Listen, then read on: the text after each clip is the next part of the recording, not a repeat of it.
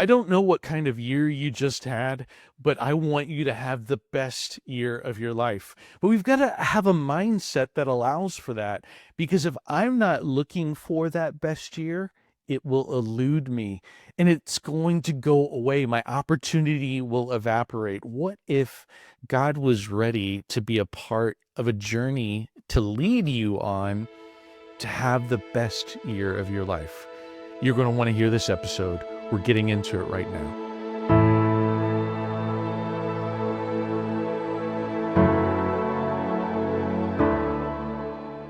What if this year could be the best year of your life? Now, that might sound, well, yeah, Jeff, I would love to have this be the best year of my life. But what if we could really see that happen? And if that were true, what would need to be true to make that happen? I want to do an exercise with you, and it's all based around this premise. You are living a default future that will incrementally come unless you have a big enough vision that would drive you to go way past what you've ever imagined possible, that you could truly see this be the best year of your life. What I mean by all that, where your default future is built off of what you've believed about your past, what you believe is true about your present, and therefore your future holds basically what's ever in the realm of possibility. And your body shapes what the realm of possibility is based on what you're willing to go for. Let me give you an example. Every time I go to the grocery store, the mall, or anywhere where there's a parking lot, I have a nose for getting the best spot in the parking lot. Now, we joke around a little bit, my family and some of our close friends, they say I have the gift of parking. And it's true. And somewhere along the way, it was under my belief system that I was just always going to get the best parking place. Now, occasionally, the best parking place or the most convenient parking place is not available to me. But you know what I'll do? Because my expectations are that I'm going to get the best parking spot, I might circle around 1, 2, 30 times. I don't know. But my expectations being there, I go for it and I don't stop because this is a belief system for me. And again, some of it's built around lore and the stories that are said about me, and even the stories I tell myself in my expectations. You see, somewhere in my past, I decided, perhaps it was as a young man, I can't remember when I first decided it, since I've been driving since I was 15 years old, but somewhere in there, I made a decision to find and expect the best parking spot, and I got it. And then I kept doing it over and over again. Today, I believe, even if we're going to go get in the car together, and I'm driving, not you, I'm driving, we're going to get the best parking spot ever. And I still believe in the future, I'm going to continue to get amazing parking places. Now, I've informed my present based off the past, present belief systems, and future expectations. That's a default future. Now, if I want to radically change the future that I've got, I actually have to unearth new beliefs because my body has limited me in the realm of possibility. It's made a circle, so to speak, of what can fit in what is possible. And so, what do I expect? Here's the kicker, and this is going to be the beginning of our exercise. Most people woefully underplay the possibilities of their life simply because they do not believe. Now, that's not to say that I can believe for a Lamborghini or a Ferrari in my front driveway right away, but I could believe for those things over time and make that a part of my vision. It's not a part of my compelling vision, but what we believe, we start to find, we start to pursue. And so instead of living the default future that says that my body is allowed for me to believe just this much, and if I leave that just this much of realm of possibility, I start to get afraid or I start to downplay. I lower expectations. Hey, let's not hurt ourselves. Let's not disappoint ourselves. Because if I dream, there's a good chance I'm just going to be disappointed.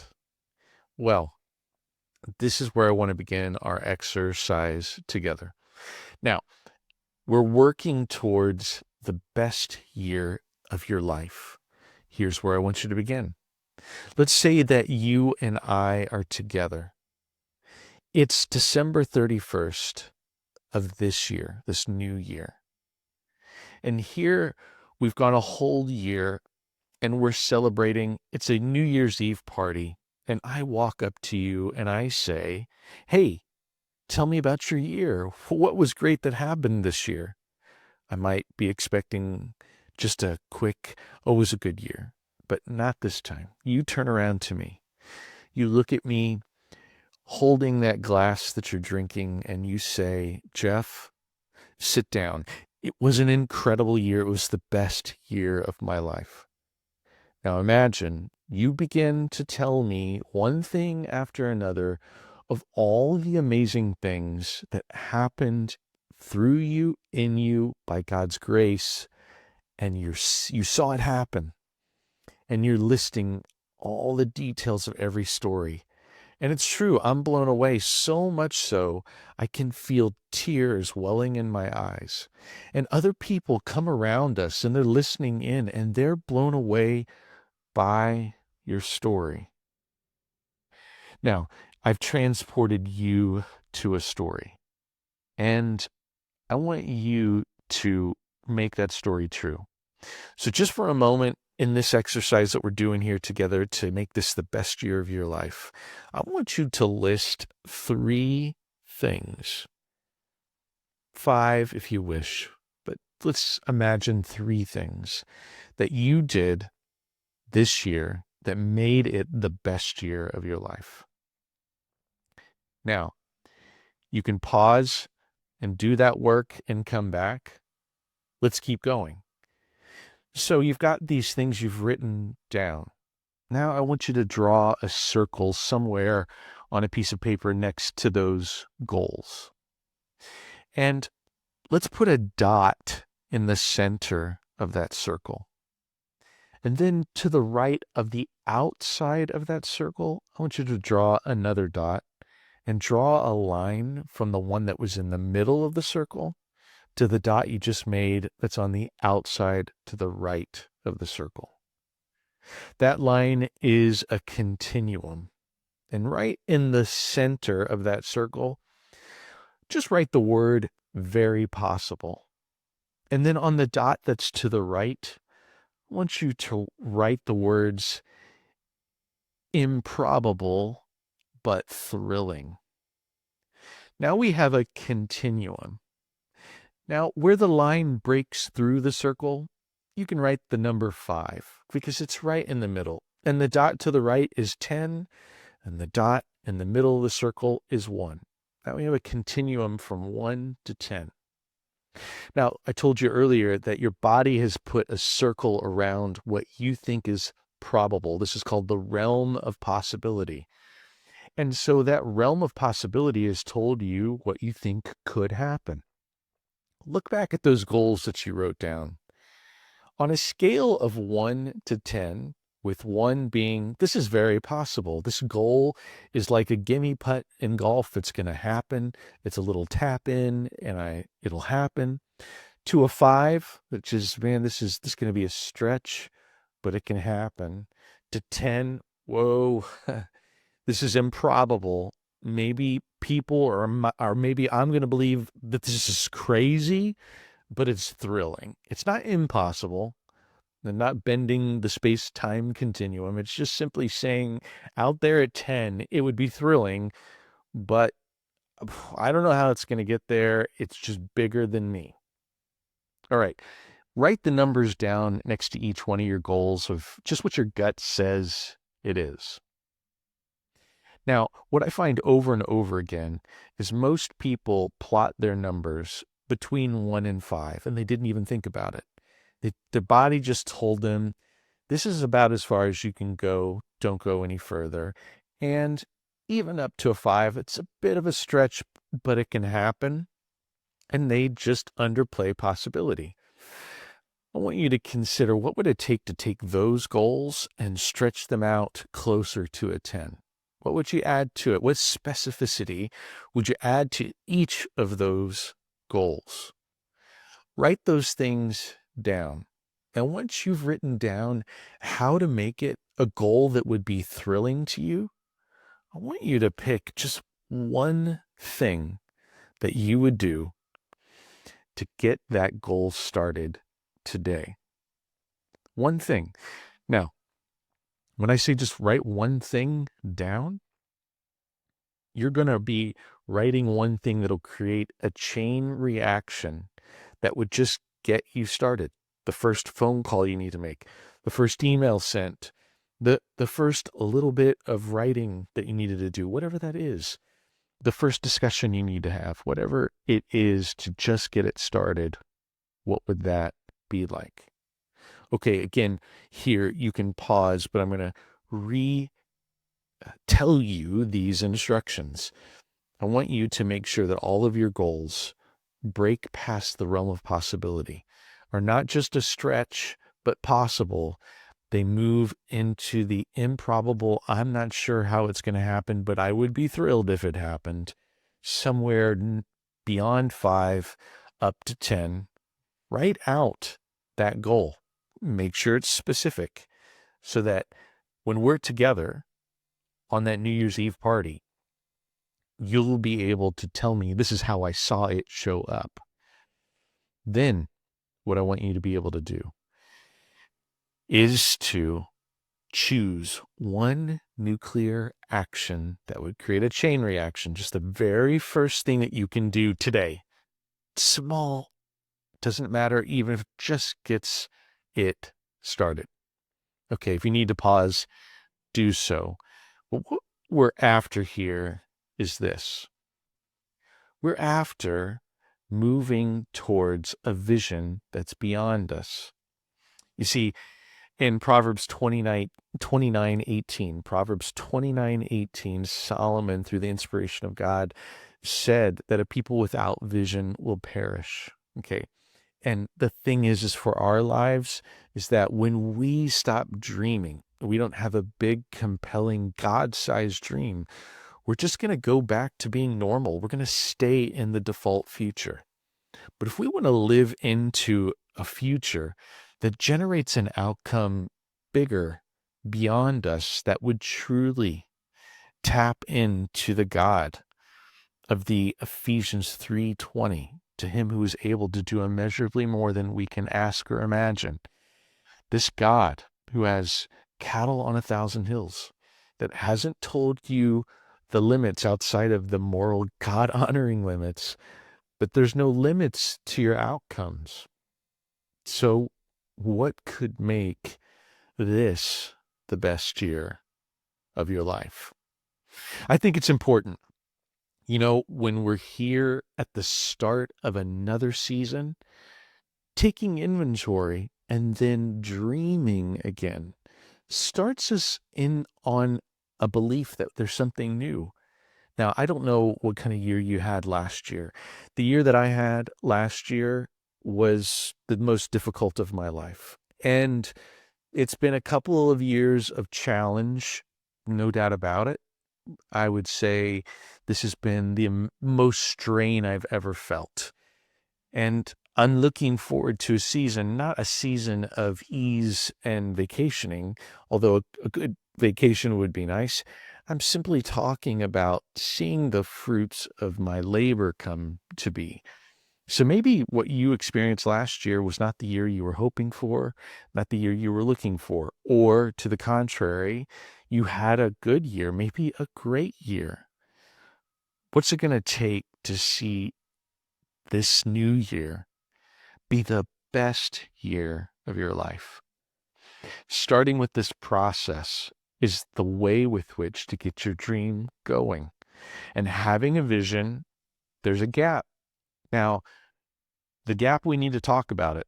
The gap between where I'm at and the vision. This dream, this goal that you've been writing, maybe it makes you think of thoughts of fear, but I want you to understand that the distance between where I'm at today and this vision, the best year of my life coming to be, in between there's two choices. There's a fear-based choice, and that fear-based choice is going to make me shrink the gap. In fact, it's going to lower my goal. I'm going to say, it'd be easier if we just did it like this, and we only did that much, and, it was maybe never going to happen. And I use fear-based words about the gap. But if instead of fear, I will choose love towards this gap, I will love the gap. I will love the things I don't have. I will love the belief that it's going to happen. I will love my efforts, even my efforts in futility. And I will love the vulnerability of making really crappy first versions of my work because I just simply want to keep moving. But I love the distance, because in the distance between where I'm at and where my vision is, that's where God shows up in the immeasurably more, the more than I can achieve. So as I think about this and believe with love that the outcomes will be amazing no matter what, and we need to talk about the no matter what, right? Because you're saying to yourself, well, I've got this big dream now. Jeff, you've had me draw up what this would be as the best year of my life. But in the background, I'm thinking, what if I fail? I need to take you back to things like the challenge that President Kennedy gave the U.S. in the early 1960s to say that by the end of this decade, we're going to get a man on the moon. Now, to understand how many different iterations had to be created from an engineering perspective, from a scientific study perspective, that in each of those iterations, every failure was never the ending. It was simply learning towards the success. So we're never winning or losing. We're only learning as we go. And so whether the end of this year achieves 100% of what you dreamed or not is to be discovered. But the thrill of the gap actually means that I will light up, that I will come to life, that I will strain and vitalize myself towards an end state that makes me excited. And even if it doesn't end the way I thought, even if it puts me in a place where I didn't get to the end, I will have learned. And so much of science and engineering and so much discovery of God and theology has started with hypothesis that was based off of a dream. And so we chase after that. And with every iteration, we're continuing to learn and grow, always learning, always growing. And so there's no way to lose. But we hold out hope and we fill up with hope, because the leader's breakfast is hope. And that every meal needs to have a helping of hope on my plate, because as I eat that and drink that hope in, I'm not only providing for myself, I'm providing for those that I lead. And so I must believe to achieve. Hey, I hope this has given you some new thoughts for this year. Having a dream is what allows us to pursue an incredible life. And I want this year to be the best year you've ever lived. Go for it and let me know your thoughts. Let me know how it went for you. In fact, I would love for you to reach out and tell me what's working in this process that we've just gone through. Have you been able to design an end state with one nuclear action? Hey, I can tell you what comes next, What comes next is creating a community of people who are going in the same direction with a coach that's going to help you to push through to get there. Things like the master's program are perfect for that. Creating a group that you can start to voice out loud. This is my dream for this new year. This is what I'm trying to achieve. And then have them hold you accountable and joyfully be with you in loving the gap between where you're at and where you're going. And in that accountability, you're going to find people helping you, cheering for you, praying for you, rooting for you to get there. And that's what it takes. Because a dream in isolation, a dream all inside of your mind or even in your journal, never shared, it rarely goes anywhere. Sharing it is the next step. Go for it. Hit me up here, Jeff at leveragingsuccesspodcast.com. I'd love to get your thoughts, love to hear your challenges, and love to be able to help you as you discover how this next year is going to be the best year of your life. So God, we enter into every season with a mix of hope and fear. And what we're working on is to eliminate fear, because you are the God of love, and true love casts out all fear. And so as we move that fear away and we start to fill up again with hope, this new day, this new morning, and new season ahead allows us to believe for more. And we want to be on adventure with you. We want to experience you. We want to glorify you as we get to know you and follow you. We love you, Jesus, and we honor you. In your name we pray. Amen. Hey, thanks for listening. You got all the way to the end, and I hope that you enjoyed this discussion on how to live a life with a big dream. Because absent a big dream, there's no opportunity, and I hope you enjoyed it. Hey, thanks for listening in. If you're listening in, I want you to consider subscribing to this podcast. Subscribing to it will help us to know that you're a part of this community who's listening in to this program. Hey, if you're watching on YouTube, not only subscribe, hit that bell, and you're going to get notified every time we drop a new episode.